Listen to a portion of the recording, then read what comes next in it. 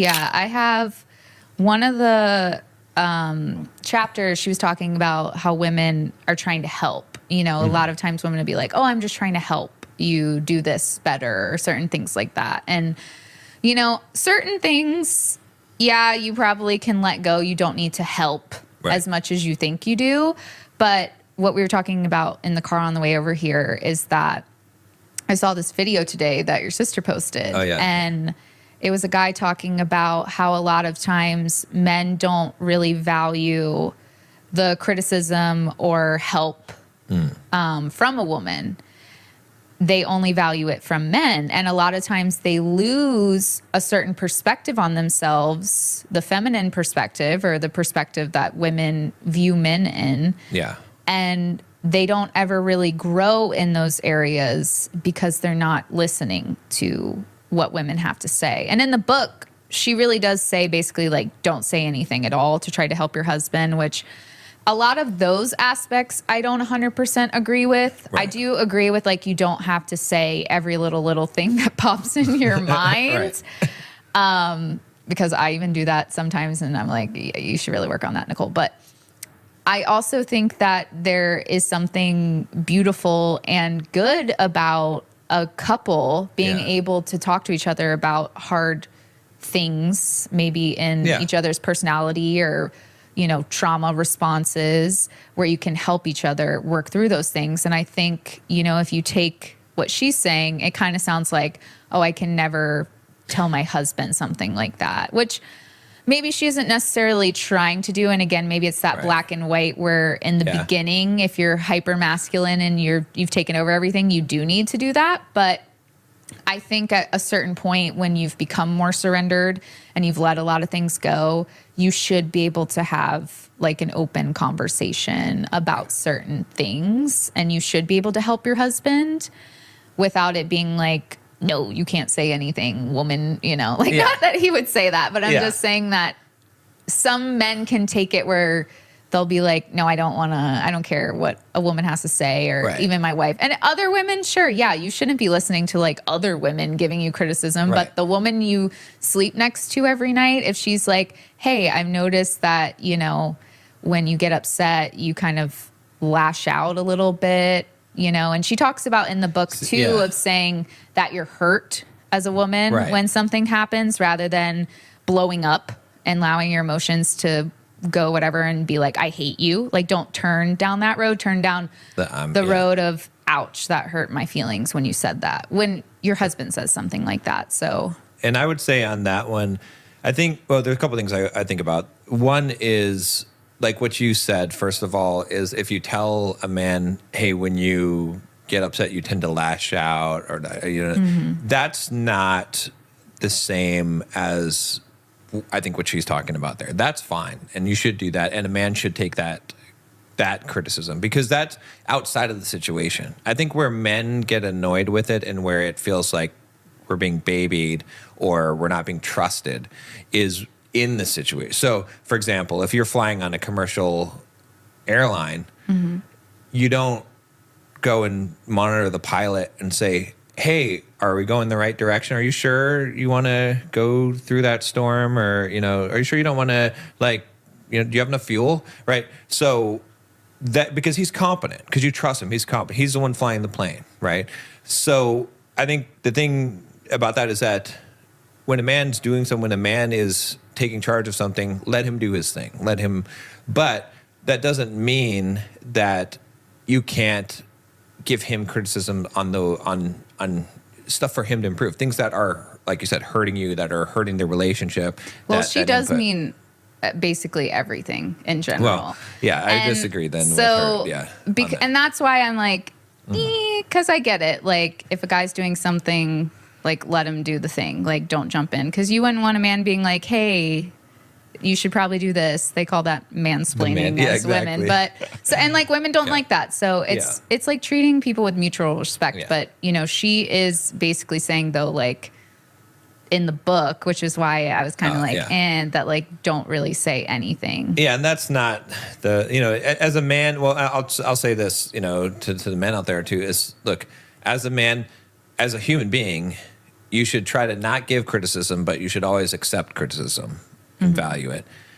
At the same time, also, as a man, you should always look to your woman for her intuition and insight and show her that you value her feminine perspective, right? And if you're doing that, if you're seeking it out, she's going to be less likely to offer it up when it's not necessary. Right. And then also the other piece of it I would say is that, again, with the context of this book and who she's writing to a lot of times, is that, look, if you're a woman who's constantly been nagging your husband and criticizing him, which a lot of wives do that. I mean, we've seen marriage, like you've seen marriages, like everyone knows that this is a very common occurrence. Right. Then maybe you do need to be quiet and back off completely for a while. Well, that's why I'm thinking maybe she's talking about the extreme, but I just think that she maybe should have added at the end, like the maintenance, because there's even a part 2, which we've talked about, where she's like, oh, if your husband wants the kids to do something that sounds a little too dangerous for them, just let him. And I get that it's like that extreme version, or like, you know, totally taking your hands off the range so that he can feel almost like free to make the mistakes and things like that. And there is a part of that is true. But I also think like these are your children as well too. And granted, like that's their father, but you're their mother, and you should be able to be like, able to have a conversation with the father and be like, I don't think this is the best idea, and here's why. Right. And then hear him out. Right, exactly. And, you know, men need to realize too that just being like, well, I think it's a good idea is not a good explanation. Because I agree, or I think that if you as a woman are like, I don't think this is the best idea, and you hear out your husband, and he has an actual good explanation for why he wants to do this dangerous thing with your kid, you will be like, oh, that makes sense. Yeah. You won't be like... Right. But ultimately, at the end of the day, you still have to trust his judgment, even if you disagree with him, because that's the whole part of the respecting an authority or... I mean, I think it's different when it comes to him making a decision for himself or even you as a wife. But when you have children involved, I do think, granted, the man is still making the decisions, but I think he does need to take the wife's side of it into accountability more than he thinks he does, because it's not. And also, women are intuitive. Exactly. And they can sense when like something doesn't seem very right. They're not always right about that. Right. But at the same time, there's a huge difference between a mom being like a helicopter mom and not letting your kids do anything remotely dangerous, or the dad being like, let's go paragliding, kids. And the mom being like, I don't think that that's the best idea right now where the children are at. And the dad's like, it's fine. You know, like it'll be okay. I'll be there. Like that's not going to make the wife feel heard or feel any less stressed or comforted about the decision. But like I said, if for some reason he explained it, let's use the paragliding thing again. That he's like, we're going with professionals. Like there's going to be professionals there the whole time. The kids said they wanted to go paragliding. Like this is something that they wanted to do, and I'll go with them to be safe. That makes more sense. But if a wife can't even say, hey, I don't think this is a really good idea, then she's just going to be stressed. She's going to harbor this resentment towards you. And again, in the beginning, maybe it has to be so black and white you can't say anything. But I think if it's something dangerous, you should be able to say something like that. Well, and I agree. I mean, I would say this, though. I would say, one, you have to approach it in the right way, right? So something like, you know, I totally trust you, but I want to bring up my concern if that's all right with you. You know, I mean, this is my concern about this, right? Now, a good man should hear that and take that into account and possibly even change the course of his action. He should actually be open to changing his action. Otherwise, if a person's not open to changing their action, they're not hearing you. And that's something you have to, you know, it's not just letting someone tell you something, because a lot of people will get into a situation, they're like, oh yeah, I'll hear you. And they've already made up their mind. Yeah, they're not even listening. That's not listening. Yeah.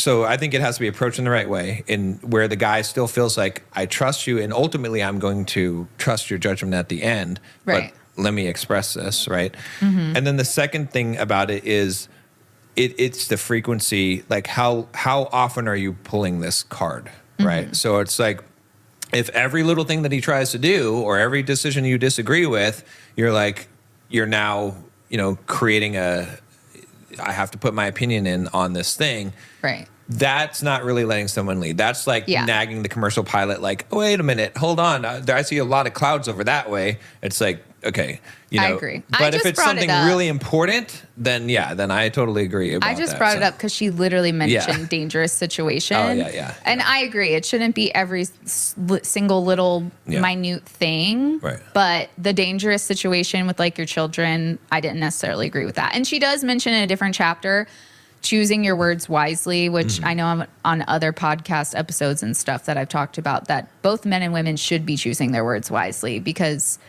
that really sticks with people. Yeah. Even when you say, I hate you, even if you were just angry and you didn't mean it, that sticks with somebody. Right. They can't unhear that. Right. Like, so many people think that they can just say and do whatever they want when they're upset because they're upset, and they don't care about how it affects other people that they're saying these things to, because they're so hurt in the moment that they either don't care what they're doing to other people, or they're like, well, I'm hurt, so I can hurt other people. Right. And that is the worst way for anyone to be, man or woman. And so she talks about choosing your words wisely, which, like you said, it is very important to bring up any concerns you have if you're the guy or the girl in the relationship, with the proper words, with the proper way to express this. Because the second you let your emotions get the best of you, no matter who you are, they're going to stop listening, or they're not going to take it seriously, or now you've hurt them and now they can't get past that to actually focus on the issue that you want. Yeah. And that's why you have to choose your words in a way where you guys can have an actually constructive conversation about whatever problem that you're having. So she does mention that in the book, and I do think that's important. Yeah. And better than